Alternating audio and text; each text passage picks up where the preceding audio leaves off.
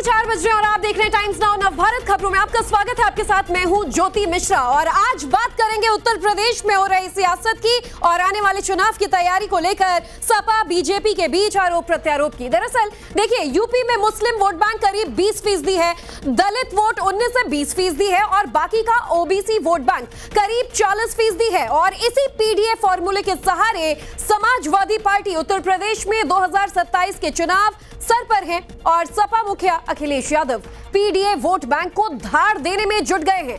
2024 की लोकसभा में इसी पीडीए वोट बैंक के दम पर अखिलेश यादव की पार्टी ने न सिर्फ 37 लोकसभा सीटें जीती थी, बल्कि बीजेपी के अब की बार 400 के पार वाले नारे की भी हवा निकाल दी थी। तो इसी सफलता से उत्साहित अखिलेश यादव ने 2027 के लिए पीडीए का नारा जोर शोर से लगाना शुरू कर दिया है।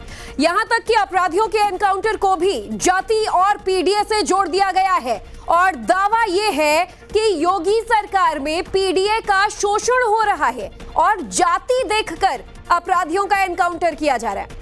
लेकिन इन सब के बीच पिछले 48 घंटों में 2 ऐसी वारदातें हुई हैं जिसमें अखिलेश यादव की पार्टी को अचानक से पीडीए के मुद्दे पर बैकफुट पर खड़ा होना पड़ा। पहले अमेठी में पूर्व मंत्री और समाजवादी पार्टी के नेता गायत्री प्रजापति के घर पर पार्टी के ही लोगों ने हमला किया। गायत्री प्रजापति की पत्नी भी विधायक हैं। इसके बाद अब एक दिन पहले चंदौली से खबर आई, जहां समाजवादी पार्टी की महिला मोर्चे की जिला अध्यक्ष गार्गी सिंह पटेल के साथ उनके घर में घुसकर मारपीट की गई। न सिर्फ गार्गी पटेल बल्कि उनकी बेटियों के साथ भी मारपीट की गई। ये मारपीट हालांकि जमीन विवाद को लेकर हुई। अब 2 तस्वीरें आपके सामने हैं। चंदौली में हुई इस घटना की तस्वीर देखिए और अमेठी में गायत्री प्रजापति के घर पर हुए हमले की ये तस्वीरें देखिए, जहां यादव समुदाय पर ही आरोप लग रहा है कि गायत्री प्रजापति के घर पर हमला किया गया। अब इन दोनों मामले में मारपीट करने के आरोपी जो हैं वो यादव समुदाय से हैं। मारपीट के बाद गार्गी सिंह पटेल की शिकायत के बाद कारोबारी पार्टनर प्यारेलाल यादव, उनकी पत्नी के साथ 2 बेटे और बेटी पर केस दर्ज किया गया है। बहुत मारा उन्होंने, बहुत मारा। मैं पूछ रही हूँ कि बैठ के बात करिए, बात क्या हो गई, मैं बैठ के बात की, लेकिन कोई बात करने को तैयार नहीं था। मुझे इतना मारा, इतना मारा, इतना मारा कि एकदम मुझे मरा करके छोड़ रहा है कि लोग एक महिला के ऊपर साजिशन इस तरह अत्याचार कर रहे हैं, इस तरह मार पीट रहे हैं। मैं कानून सरकार से मैं यही चाहती हूँ, खासतौर पर मैं एसपी साहब से मैं यही निवेदन करना चाहती हूँ कि ऐसे अपराधियों को सख्त से सख्त कार्रवाई करके उन्हें सजा देने। शेर बहादुर यादव घटकौर और राजेश यादव, तमाम कई ऐसे लोग थे जो उसमें गाड़ी में बैठे हुए थे। जय सिंह यादव, बलराम यादव खाजा और अनुराग यादव रेबा, ये कई तमाम और भी नाम थे। हम चाहते हैं डीएम और एसपी माननीय मुख्यमंत्री जी, माननीय अखिलेश यादव जी, इन लोगों के ऊपर संज्ञान। तो एक के बाद एक समाजवादी पार्टी के अंदर जो नेताओं के घर पर हमले हो रहे हैं, इसने बीजेपी और ओपी राजभर की पार्टी को सियासी हमले का मौका दे दिया है। बीजेपी और सुहेलदेव भारतीय समाज पार्टी के प्रमुख ओपी राजभर ने सीधे तौर पर सपा और उसके पीडीए पर हमला बोला है। ओपी राजभर ने दावा किया है कि सपा के नेता सत्ता के लिए बौखला गए हैं और इसीलिए कहीं राजभर तो कहीं पाल पर हमला हो रहा है। वहीं दूसरी तरफ बीजेपी ने भी अब अखिलेश पर निशाना साधते हुए कहा है कि पिछड़ों के नाम पर निशाना साधते हुए कि राजनीति महिलाओं के नाम पर की जा रही है, भ्रम जाल फैलाया जा रहा है, पीडीए के नाम पर सपा ढोंग कर रही है। बीजेपी ने दावा किया कि सपा अपनी ही महिला नेता को अपनी ही पार्टी के गुंडों से सुरक्षा नहीं दिला पा रही है और अखिलेश यादव खामोश हैं। समाजवादी पार्टी के लोग इस समय एकदम सत्ता के लिए पागल हो गए हैं। कि कहीं चंदौली में सपा की ही महिला को यादव मार रहे हैं, मऊ में यादव जो है राजभर को मार रहे हैं, कहीं पाल को मार रहे हैं। आए दिन ये लोग एकदम पागल हो गए हैं सत्ता के लिए। ये समाजवादी पार्टी और अखिलेश यादव का मूल चरित्र महिला विरोधी है, महिला अत्याचार समर्थक है। चंदौली में समाजवादी पार्टी की ही महिला मोर्चा की अध्यक्ष पर अखिलेश यादव के स्वजातियों ने हमला किया, मारपीट किया, गार्गी सिंह पटेल को बुरी तरह पीटा है।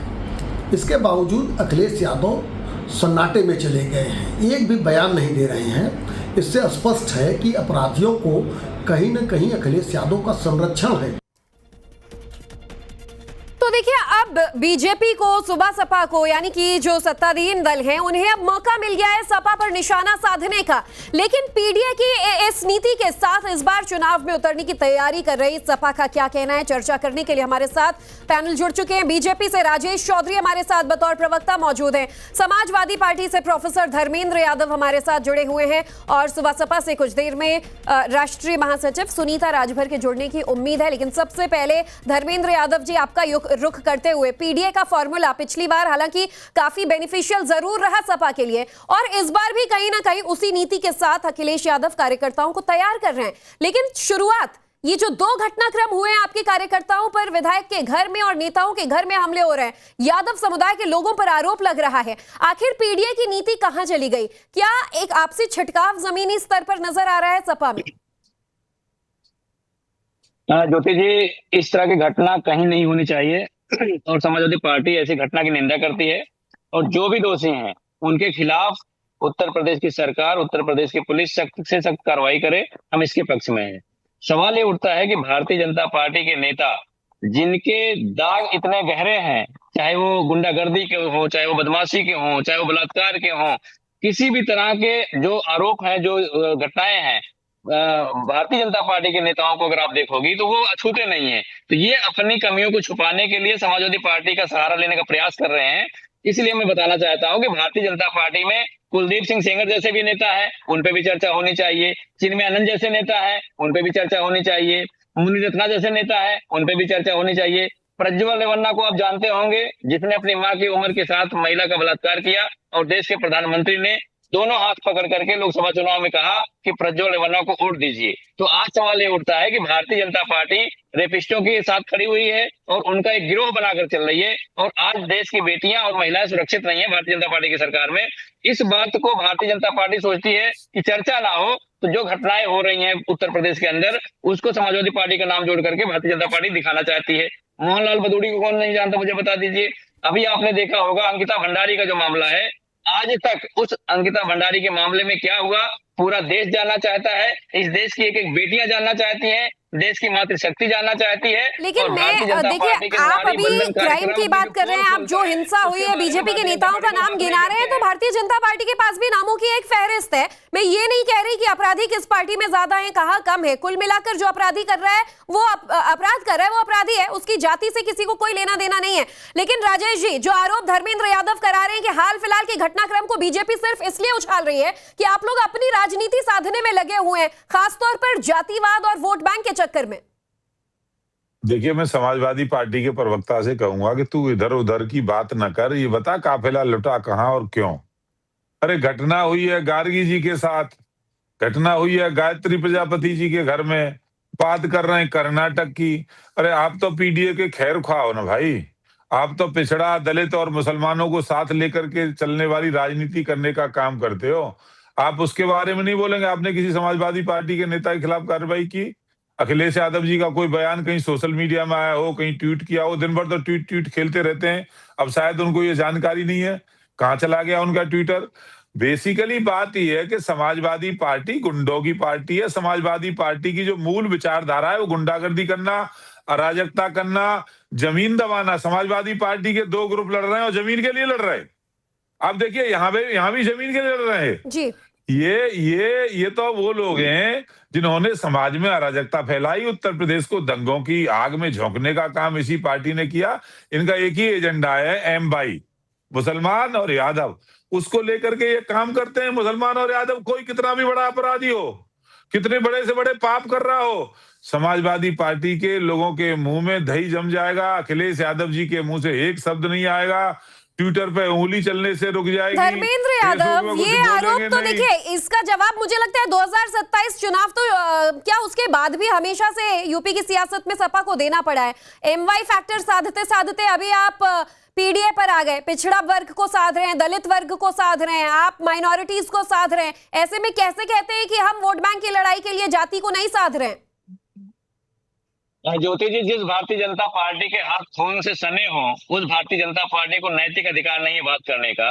अभी एक दिन पहले लखनऊ की राजधानी, उत्तर प्रदेश की राजधानी लखनऊ में एक प्रॉपर्टी डीलर की खुलेआम हत्या हुई है, खुलेआम। उसके सर में गोली मारी गई है। और भारतीय जनता पार्टी कानून का ढिढोरा पीटती रहती है। बहराइच में दंगा हुआ, भारतीय जनता पार्टी कार्यकर्ता शामिल थे। संभल में दंगा हुआ, भारतीय जनता पार्टी कार्यकर्ता शामिल थे। कानपुर में दंगा हुआ, भारतीय जनता पार्टी के कार्यकर्ता शामिल थे। अलीगढ़ में दंगा हुआ, भारतीय जनता पार्टी कार्यकर्ता शामिल थे। तो भारतीय जनता पार्टी जब तक दंगा करवाती नहीं है, जब तक दंगे का नाम नहीं लेती है, हिंदू मुसलमान नहीं करती है, पाकिस्तान कब्रिस्तान नहीं करती है, शमशान कब्रिस्तान नहीं करती है, उनकी रोटी नहीं बचती है। तो भारतीय जनता पार्टी की जो राजनीतिक रोटियां हैं वो इन्हीं चीजों से पचती हैं। इसलिए राजेश जी ने सारे का जिक्र किया। मैं आपसे पूछना चाह रहा हूं कि अगर फर्जी इनकाउंटर बीजेपी तो ये दावा कर रहा है, बीजेपी योगी सरकार में पिछले आप 9 साल का 8 साल का रिकॉर्ड देखें तो कहते हैं सपा के मुकाबले दंगे उत्तर प्रदेश में अब तक के सबसे कम हुए हैं। उत्तर प्रदेश महिला अपराध में नंबर 1 है। आप टीवी पे चलाइए बड़ा बड़ा कि भारतीय जनता पार्टी की योगी सरकार में उत्तर प्रदेश महिला अपराध में नंबर 1 है। महिलाओं के खिलाफ अपराध बढ़ गया है। पूरे भारत में ऐसा कोई प्रदेश नहीं है जहां उत्तर प्रदेश से ज्यादा महिलाओं के खिलाफ अपराध होते हो। दलितों के खिलाफ उत्तर प्रदेश अपराध में नंबर 1 है। यहाँ तक कि आप प्रयागराज में एक दलित को नया काम करने की वजह से जिंदा जला दिया गया था। ये भारतीय जनता पार्टी की सरकार है। इस देश में जो बच्चे हैं, पॉस्को एक्ट के जो मामले हैं, उत्तर प्रदेश में नंबर 1 है। साइबर अपराध में उत्तर प्रदेश नंबर 1 है। एनआरआईओ के खिलाफ अपराध में उत्तर प्रदेश नंबर 1 है। तो भारतीय जनता पार्टी किस मुंह से बोलती है, मुझे यही नहीं समझ में आता।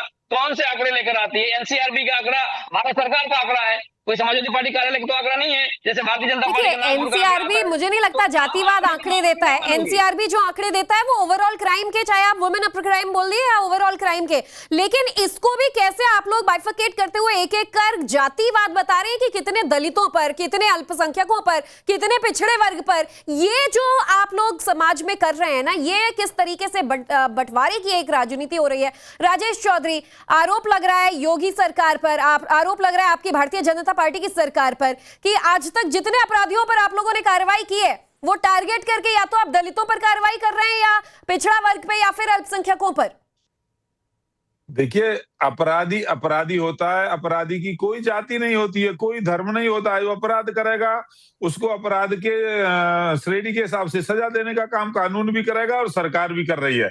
मैं तो कहना चाहता हूं, रेप की बात कर रहे थे, जिनके यहाँ पे झगड़ा हुआ है, गायत्री प्रजापति क्या आजादी के आंदोलन में जेल में सजा काट रहे हैं क्या? समाजवादी पार्टी के नेता थे, वो आज जेल के अंदर रेप की सजा में, और उन्हीं की पत्नी को आपने टिकट दे दिया। उन्हीं की पत्नी को इन्होंने टिकट दे दिया। जिनके, सुनिए भैया, अरे भैया सुनिए, मैं नहीं बोला, आवाज आपसे मोटी है, सुनिए। अरे आपने पैसे में मोटे बलात्कारी की पत्नी को टिकट दे दिया। जिस व्यक्ति को देश की अदालत ने सजा दी है, सारे मोटे हैं, उनको सजा दी है।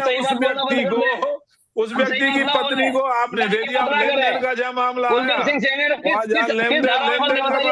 तो आप ये कर रहे हैं भाई। अरे भाई, आप तो बलात्कारियों की फौज रखने वाले लोगों, बलात्कारियों की फौज, ये तो वो लोग हैं जो यदि मुसलमान बलात्कारी है तो इनके नेता कह देते हैं कि बच्चों से गलतियां हो जाती है। ये तो वो लोग हैं भाई। बलात्कारी पार्टी तो समाजवादी पार्टी है ही, नई लंबी श्रृंखला है बलात्कारियों की एक तरफ से। अरे भैया, समाजवादी पार्टी सबसे बड़ी बलात्कारी पार्टी है, बलात्कारी पार्टी है ही नहीं। अच्छा, गायत्री प्रजापति सजा भुगत रहे नहीं भुगत रहे, बताओ ना, कोर्ट ने सजा नहीं दी उनको, और उन्हीं की पत्नी को दिया है कि नहीं दिया है? अरे कन्नौज के अंदर बनारस में आपने युवा मोर्चा क्या कर रहा था? बीएचयू की बेटी के साथ क्या किया पूरा देश नहीं जानता है। इसको आप क्या कहेंगे बताइए मुझे? बिल्किस बानो के बलात्कारियों को माला पहनाए, केक कटवाया आपने, और कहां से बताया? ठीक है धर्मेंद्र यादव, मैं इन सभी सवालों का जवाब जो है राजेश चौधरी से भी लूंगी, लेकिन एक बात बताइए, जो अभी आप ही के 2 नेताओं के घर पर ये हमले हुए और ये ताजा तस्वीर पिछले 48 घंटे के अंदर की हम दिखा रहे हैं ना, इसमें देखिए ऐसे दोनों अगर आप क्राइम को जाति विशेष से जोड़कर देख रहे हैं तो फिर यहाँ दोनों वर्गों में जहां हमला हुआ है वो यादव परिवारों पर, यादवों पर आरोप लग रहा है, और जो पारंपरिक वोट बैंक है आपका जमीन पर अब बिखरता नजर आ रहा है। इसका क्या जवाब देंगे आप? ज्योति जी, आप वरिष्ठ पत्रकार हैं। पहली बात तो मैं आपको समझा दूं, जब भी कोई पार्टी सत्ता में आती है, सभी जाति, सभी धर्म, सभी क्षेत्र के लोग उसे वोट देते हैं, तब जाके बहुमत होता है। तो आप एक लाइन डिसाइड कर लीजिए ना धर्मेंद्र जी, या तो आप बात करिए कि हम जाति पर बात ही नहीं कर रहे, जाति विशेष, जब यादवों पर सवाल पूछा जाता है तो कहते हैं सब एक हैं, फिर जब क्राइम की बात आ जाती है तो आप कहते हैं बीजेपी दलितों पर हमला कर रही है, पिछड़ा वर्ग पर हमला कर रही है। ये एनसीआरबी के आंकड़े हैं, दलित अपराध में उत्तर प्रदेश नंबर 1 है। आप पता नहीं एनसीआरबी के आंकड़े पढ़ती क्यों नहीं, हमें समस्या इस बात से लगती है। नहीं, आप एनसीआरबी के आंकड़े दिखाइए ना। एनसीआरबी में जाति कार्ड नहीं खेला गया। एनसीआरबी का आंकड़े पढ़ लीजिए, उसकी वेबसाइट पे पड़ा हुआ है, मैं क्यों दिखाऊंगा आपको? आपकी भी जिम्मेदारी है ना, कुछ 25% लोकतंत्र आपके हाथ में भी है, आप उसको नहीं देखेंगे। मैं तो बता दिया, अगर गलत हो मुझे बताइए, अपने रिसर्च टीम से बोलिए कि दिखाए कि गलत बोल रहा हूं मैं। जो बात सच है वो सच है, हर कोई जानता है। सच को कौन प्रमाण की जरूरत थोड़ी ना होती है, प्रत्यक्ष किम प्रमाणम। आज भारतीय जनता पार्टी के हाथ खून से सने हुए हैं, देश की अर्थव्यवस्था गड्ढे में चली गई है, नीट परीक्षा लीक हो रही है, आपके छात्र सुसाइड कर रहे हैं। आप मुझे बताइए, 2021 में परीक्षा लीक हुई, छात्र ने सुसाइड किया बहुत सारे, 2024 में लीक हुई, फिर छात्र ने सुसाइड किया, 2026 में लीक हुई, फिर छात्र ने सुसाइड किया। डिबेट करना हो तो बैठे नहीं, हम छोड़ के चले जाए, भाषण सुनने थोड़ी ना आए हम यहाँ पर। ठीक है, क्योंकि मोटा भाषण सुनने नहीं आए हम किसी का। सुनिए प्राची जी, ज्योति जी, राजेश चौधरी, मैं आपके पास आऊंगी चौधरी जी, लेकिन जो सवाल देखिए यहाँ पर उठा रहे हैं, बार बार एनसीआरबी के आंकड़ों को कोट कर रहे हैं। हालांकि अभी इनका पिक्चर ये क्लियर नहीं हो रहा है कि आप जिस नीति के साथ चुनाव में उठ रहे हैं, एक तरफ अखिलेश यादव ने बैक टू बैक मीटिंग्स की हैं, पीडीए साधने के लिए कार्यकर्ताओं को तैयार किया है, नया उन्होंने जो एक पूरी स्टोरी लाइन इलेक्शन को लेकर तैयार कर ली है, लेकिन आखिर मुद्दे क्या रहने वाले हैं, यही जब अगर हम धर्मेंद्र यादव से पूछ रहे हैं तो वो कह रहे हैं कि यहाँ पर एकता की बात की जा रही है। राजेश चौधरी, सवाल बीजेपी पर भी उठ रहे हैं कि सबसे ज्यादा, चाहे महिलाओं का क्राइम को लेकर क्राइम हो, एग्जाम की बात हो, हर तरीके से सबसे ज्यादा आरोप वो कह रहे हैं कि बीजेपी सरकार पर ही लगा है, खासतौर पर उत्तर प्रदेश इसमें ट्रेंड कर रहा है। ज्योति जी बोलूं मैं? बोलिए। मैं अपना स्तर गिरा के तो डिबेट कर नहीं सकता, मैं धर्मेंद्र जी के बीच में नहीं बोलता, इसलिए नहीं बोलेंगे इंटरकप्ट, मुझे वो बीच में छेड़छाड़ करेंगे तो मैं डिबेट से बाहर चला जाऊंगा। मैं अपना स्तर नहीं गिरा